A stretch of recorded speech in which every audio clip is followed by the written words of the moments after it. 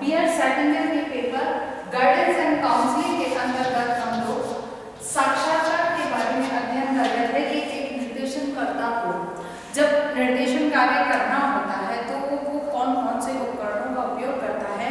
पहली चीज तो आंकड़े एकत्रित करने के लिए, दूसरी बात निर्देशन कार्य करने के लिए उसे कौन से उपकरणों का उपयोग करना होता है। तो हम साक्षात्कार के बारे में अध्ययन कर रहे थे। अब तक हम लोगों ने साक्षात्कार के बारे में समस्त जो उसकी विशेषताएं, उसके गुण हैं, साक्षात्कार की जो सुझाव, मतलब साक्षात्कार के लिए क्या सावधानियां रखनी चाहिए, किस तरह से लिया जाना चाहिए, इसके बारे में हमने अध्ययन किया।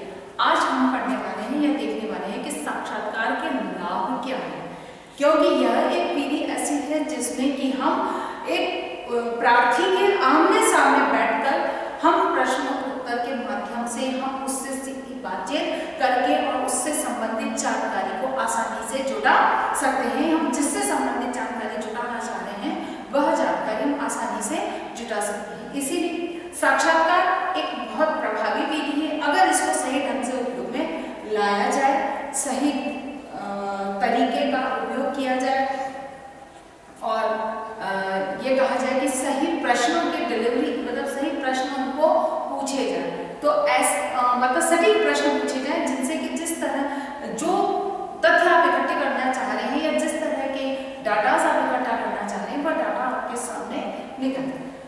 तो हम देखने वाले हैं साक्षात्कार के लाभ।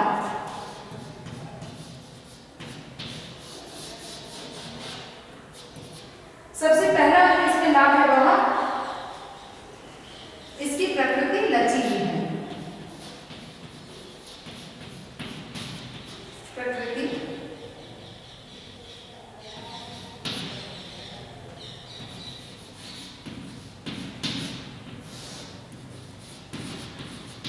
इसकी प्रकृति लचीली है, यानी कि साक्षात्कार की जो प्रकृति है वह लचीली है। क्यों?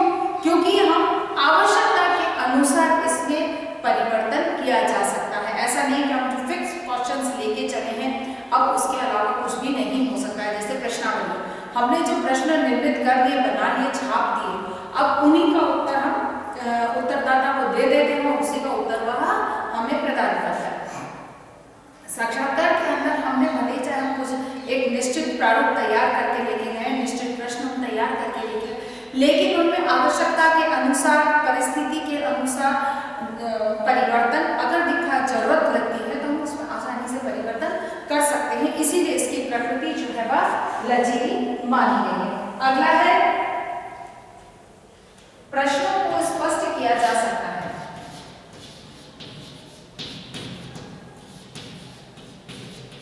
प्रश्नों को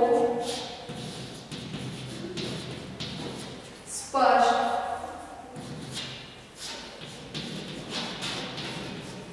किया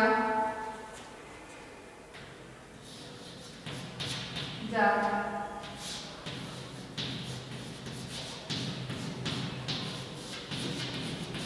सकता है।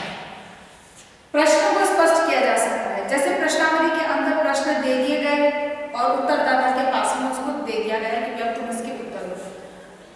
अब उसमें अगर उत्तरदाता को प्रश्न समझ में नहीं आ रहा है तो उसके स्पष्टीकरण का वहां पर कोई भी माध्यम नहीं है, कोई भी साधन नहीं है कि उसके प्रश्न जहां पर उसको भ्रम उत्पन्न हो रहा है, समझ में नहीं आया तो उसको कोई स्पष्ट किया। लेकिन साक्षात्कार के अंदर ये चीज सरलता से संभव है कि हमें अगर कोई चीज बालक को समझ में नहीं आई है, प्रार्थी को कोई बात समझ में नहीं आई है, तो उस प्रश्न को हम एक्सप्लेन कर सकते हैं, समझा सकते हैं और हम क्या पूछना चाहते हैं ये चीज उसको अच्छे से स्पष्ट कर सकते हैं। इसीलिए प्रश्नों को स्पष्ट कर लेने की यहाँ पर गुंजाइश बनी रहती है। अगली बात है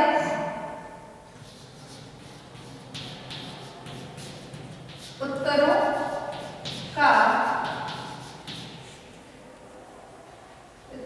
को स्पष्ट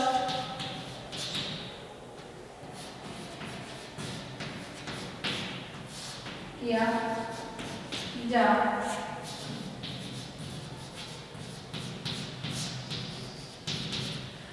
जहां प्रश्न को स्पष्ट करने की बात आती है वहीं पे दूसरी बात आती है कि उत्तरों को स्पष्ट किया जा सकता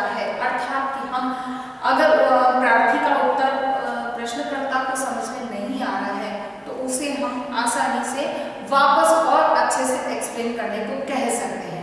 अर्थात कि किस मतलब कि उस उत्तर के पीछे उसका क्या मनोभाव है, इन्हें भी समझना हमारे लिए आसान हो जाता है। जो उत्तर दिया गया है इसका अर्थ या उसका तात्पर्य क्या है, इसे समझना आसान हो जाता है। इसीलिए इसमें उत्तरों का भी स्पष्टीकरण संभव होता है। अगली बात इसमें है, दोनों के मध्य सामंजस्य स्थापित करना आसान है। दोनों के मध्य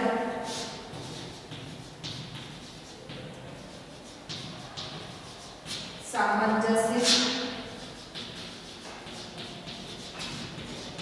स्थापित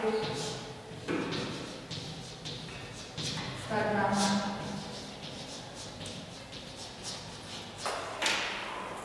दोनों के मध्य यानी कि प्रार्थी और साक्षात्कारकर्ता, इन दोनों के मध्य सामंजस्य स्थापित करना आसान होता है। क्यों कि आमने सामने बैठकर वो लोग बात करते हैं तो उत्तरदाता की कौन सी बात प्रश्नकर्ता को नहीं समझ में आई उसे समझना आसान होता है। प्रश्नकर्ता की कौन सा प्रश्न उत्तरदाता को समझ में नहीं आया तो वो समझना आसान होता है।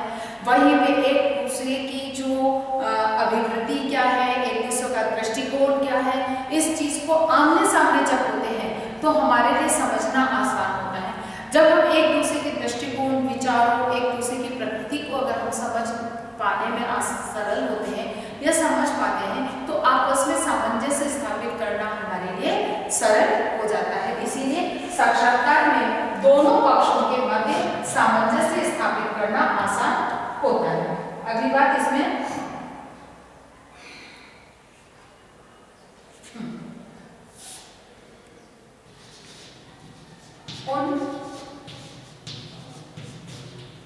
उन प्रश्नों के उत्तर प्राप्त करना आसान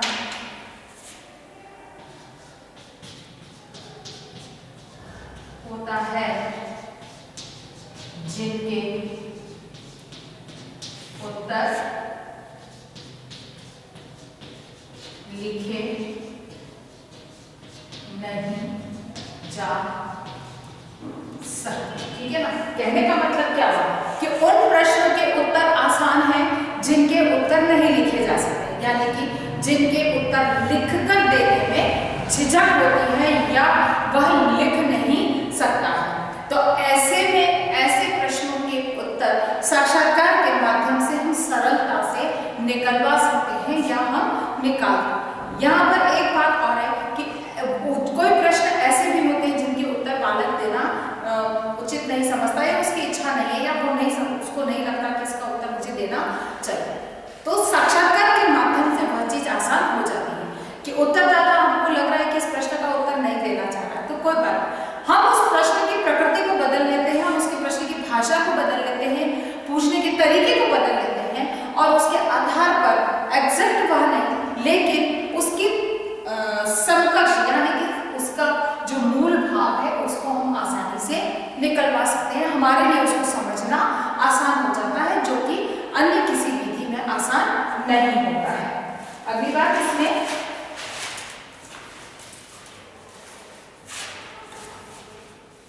प्रार्थी के संवेगों को समझना आसान है।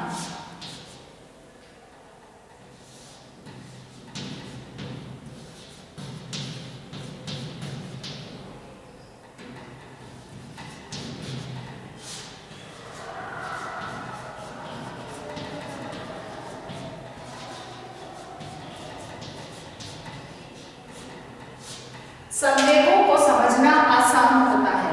क्योंकि यहाँ पर सबसे बड़ी चीज ये है कि संवेग कि प्रार्थी जो है जिसका उत्तर हम प्राप्त कर रहे हैं, जिसका हम साक्षात्कार दे रहे हैं, उसकी किस तरह की संवेगात्मक स्थिति है उसको, क्योंकि हम प्रत्यक्ष उसके सामने होते हैं और उसको हमारे लिए समझना बहुत आसान हो जाता है क्योंकि हम उसको प्रत्यक्ष रूप से आमने सामने होते हैं।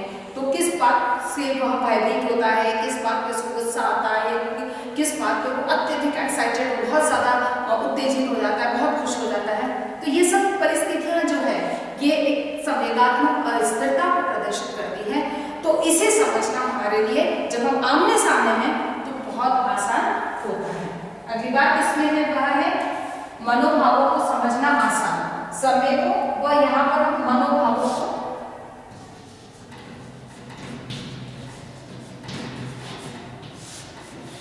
ये चीज दोनों एक ही में हम ले सकते हैं कि मनोभावों व संवेगों, मनोभावों व संवेगों को समझना आसान हो जाता है। फिर बाद में उद्देश्य की प्राप्ति संभव।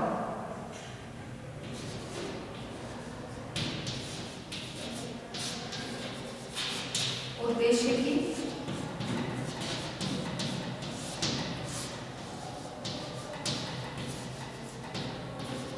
उद्देश्यों को बहुत आसानी से हम प्राप्त कर सकते हैं, या उद्देश्य जो जिस उद्देश्यों को लेकर हम साक्षात्कार कर रहे हैं उन उद्देश्यों को हमारे लिए पाना आसान हो जाता है, या उसकी पूर्ति आसान, क्योंकि हम आसानी से जिस बात को जानने के लिए उद्देश्य से हम साक्षात्कार कर रहे हैं, हम उन बातों को आसानी से निकलवा सकते हैं या उन बातों को आसानी से समझ सकते हैं या तथ्य इकट्ठे कर सकते हैं।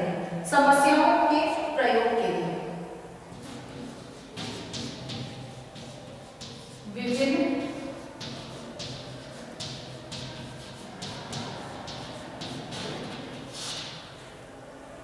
विभिन्न समस्याओं के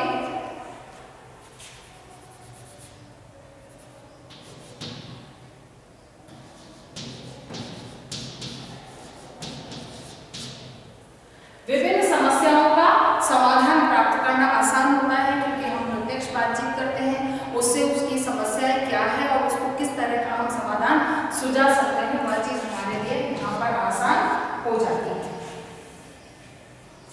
अगली बात इसके अंतर्गत आती है वह है प्रार्थी की अंतर्दृष्टि को विकसित करना।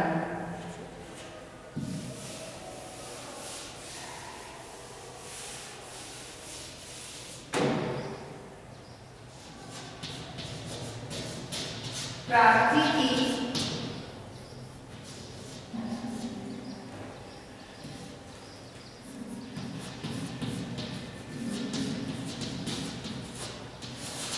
अंतर्दृष्टि को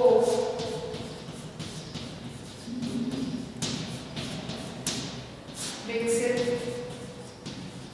करना। प्रार्थी की अंतर्दृष्टि को विकसित करना भी आसान हो जाता है, क्योंकि यहाँ पर उसकी अंतर्दृष्टि यानी कि वह किस तरह से किसी चीज को कैसे समझ सकता है, किस तरह से उसके बारे में एक विचारधारा का निर्माण कर सकता है, क्योंकि कई बार होता है कि उचित अंतर्दृष्टि का विकास न होने की वजह से हम अनावश्यक पूर्वाग्रहों से ग्रसित हो सकते हैं। इसीलिए एक अंतर्दृष्टि किस तरह की विचारधारा कैसे निर्मित की जा सकती है उसके बारे में समझना और उसको विकसित करना आसान होता है, क्योंकि हम आमने सामने बात कर रहे हैं, उनको समझ में आ सकता है कि जो प्रार्थी है वो किस तरह की सोच रख रहा है या किस तरह से उस चीज को देख रहा है, तो हम उसके सही पक्ष को पालक के सामने या उसको तरीके को हम समझा सकते हैं कि ये जिस दृष्टि से तुम देख रहे हो वास्तविक में ये इस तरह की उसका जो मूल दृश्य है वो ये है। तो जब वास्तविक स्थिति बालक को समझ में आने लगती है तो उसको किसी भी वस्तु को देखने की जो एक अंतर्दृष्टि उसके अंदर होती है, धीरे धीरे वह उसका आसानी से विकास कर सकता है। और जब वास्तविक अंतर्दृष्टि का विकास सही ढंग से किसी वस्तु के प्रति एक विचार बनाए और उसकी अंतर्दृष्टि का विकास करना उसका आसान हो जाता है, तो समस्याओं का समाधान भी स्वतः ही होने लगता है। फिर उसके बाद बात आती है वह है प्रार्थी को समस्याओं को प्रस्तुत करने की अवसर।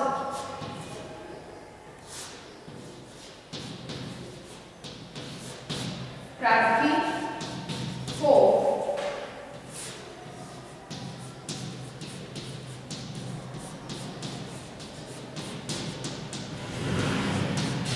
समस्याओं को प्रस्तुत करने के अवसर।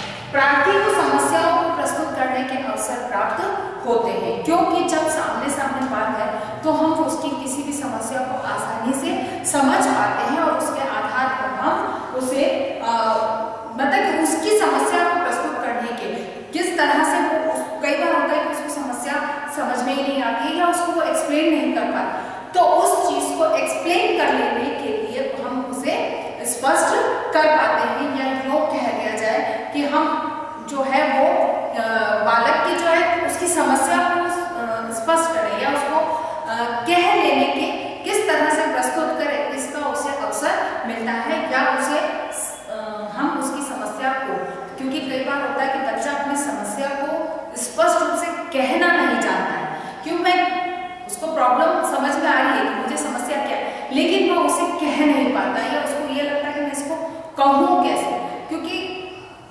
समस्या होती है वो एक्सप्लेन बताना चाहता है लेकिन सामने वाला उसकी बात को समझ नहीं पाता है, क्यों कि वो अपनी समस्या को सही ढंग से प्रस्तुत करना उसे नहीं आता।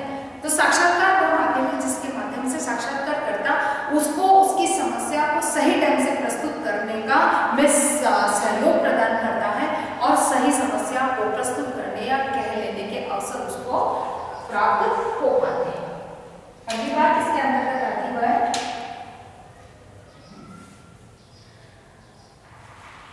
अपरिचित अनजान व्यक्तियों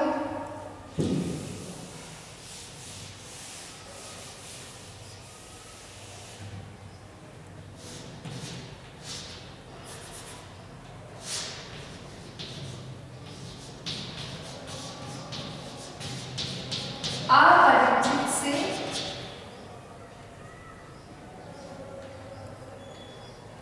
अपरिचित पर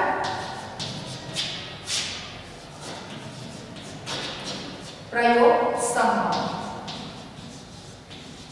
यानी कि किसी भी अपरिचित व्यक्ति से हम कोई सूचना प्राप्त करना चाहते हैं तो उसके लिए हमें यह साक्षात्कार विधि सरल विधि या उपयोगी या अच्छी विधि मानी जा सकती है, क्योंकि इसमें हम अब एक अपरिचित व्यक्ति से भी अपने साक्षात्कार के मूल उद्देश्य को जब प्रस्तुत करते हैं तो मूल बात को, मूल कारण को, उद्देश्य को जब हम उसके सामने रखते हैं तो वो उस चीज को समझ पाता है और जो हम जानकारी जानना चाहते हैं वो आसानी से हमारे साथ कोऑपरेट सामंजस्य स्थापित करता हुआ प्रस्तुत कर सकता है। नेक्स्ट बात इसके अंदर आती है प्राप्त सूचनाएं विश्वसनीय होती हैं।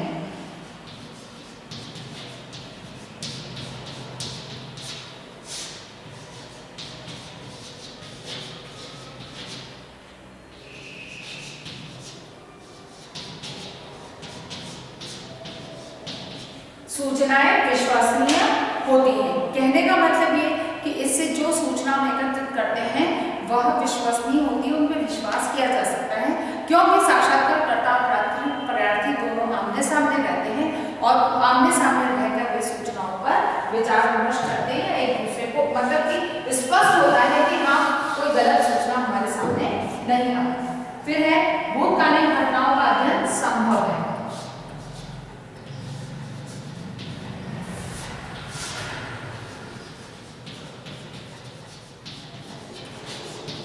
भूतकालीन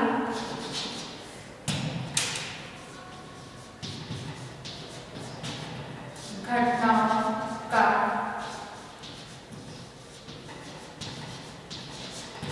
भूतकाल में क्या घटित हुआ था उस घटना के बारे में भी हम आसानी से बातचीत कर सकते हैं, पता लगा सकते हैं। जैसे कई बार है कि हमें इंटरव्यू होते ही हम देखते भी हैं कि कहीं पे कोई घटना घटित हुई है तो हम कहते हैं चश्मदीद गवाह से या चश्मदीद से हम उस घटना के बारे में पूरी जानकारी प्राप्त करते हैं। तो वो क्या है, साक्षात्कार के माध्यम से ही हम उससे डायरेक्ट, जैसे न्यूज़ वगैरह में हम देखते हैं तो न्यूज़ एंकर्स जो होते हैं क्या है, संवाददाता है वो उनसे डायरेक्ट पूछते हैं, उनके जवाब देंगे, यानी कि उस समय वो घटना घटित नहीं है, पहले हो चुकी है, तो वहां उन्होंने उस समय घटित होते समय क्या देखा उसका वे लोग जवाब देते हैं। तो कहने का मतलब भूतकाल में जो कुछ घटित हुआ है उसका जवाब निकलवाना आसान होगा।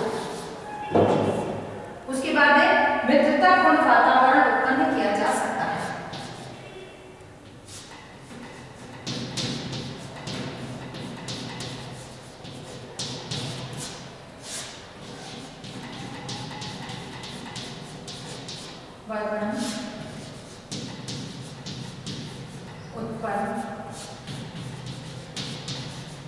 किया, है ना। मित्रतापूर्ण वातावरण निश्चित है कि आपस में एक दूसरे के सामने बैठकर बातचीत होती है, तो निश्चित है कि संबंध, सहज संबंध, मधुर संबंध स्थापित करने के भरसक प्रयास किए जाते हैं। और जब ऐसी स्थिति होती है तब एक मित्रतापूर्ण संबंधों को स्थापित करना वहां पर आसान हो जाता है, क्योंकि हम आमने सामने बैठकर बातचीत कर रहे होते हैं। फिर गोपनीयता रखी जा सकती है।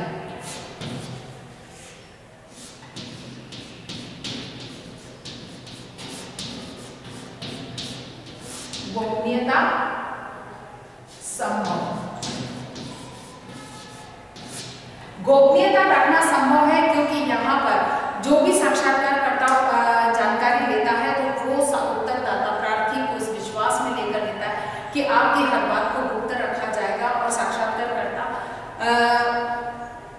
जो भी सूचना उसे प्राप्त होती है वह उसको गोपनीय रख सकता है।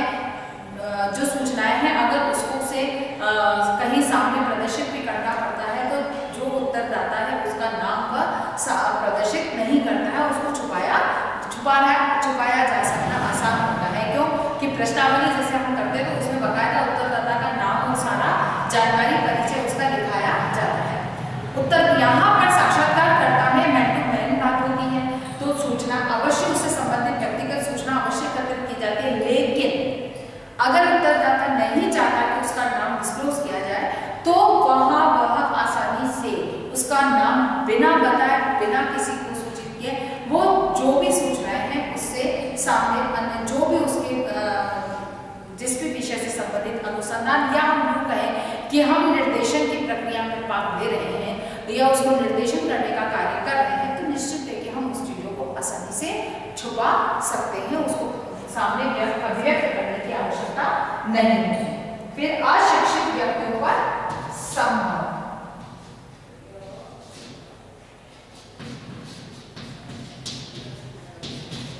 अशिक्षित, मंदबुद्धि व बालक, इन सब पर आसान है क्योंकि अशिक्षित लिखना नहीं जानता, मंदबुद्धि हर चीज को उत्तर देना नहीं जानता, और बालक हर चीज को प्रॉपर्ली लिखना नहीं जानता। इसलिए साक्षात्कार के माध्यम से हम इन लोगों से भी आसानी से सूचनाओं का एकत्रण कर सकते हैं। इन लाभों के आधार पर हम कह सकते हैं कि साक्षात्कार विधि जो कहेंगे तथ्यों को एकत्रित करने में एक प्रभावी, उपयोगी और रोचक विधि बन सकती है यदि सावधानी पूर्वक उसका उपयोग किया जाए। अगर असावधानी रखी जाए तो निश्चित ही यही विधि दोषपूर्ण भी हो सकती है, जिसके बारे में हम कल अध्ययन करेंगे। आज इसके आधार पर हमारा होमवर्क होगा